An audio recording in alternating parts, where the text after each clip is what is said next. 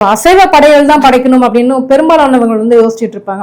உண்மையிலேயே காளிக்கு அசைவ படையல் வந்து உகந்ததா? அசைவ படையல் வந்து உகந்ததுன்றதை விட அது நெசசரி, தேவை. சரிங்களா? தேவை. போர் வீரருக்கு வந்து இந்த ரத்தம், இந்த அவங்க இது டிஸ்ட்ராய் பண்றது, இந்த மரணம், அதெல்லாம் வந்து பெருசு கிடையாது. ஏன்னா ஒரு விஷயம் அங்க பண்ணாதான் இங்க சக்சஸ் கிடைக்கும், இங்க இந்த மக்களை காப்பாற்ற முடியும். அதே கான்செப்ட் தான் காளிக்கும்.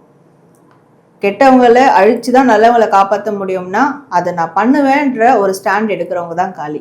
ஸோ அப்போ அவங்களுக்கு அசைவம் படையல்ன்றது நெசசரியான ஒன்று, தேவையான ஒன்று. அதை கொடுத்தா இன்னும் அவங்க வந்து மனம் குளிருவாங்க. ஸோ இது ஒன்று.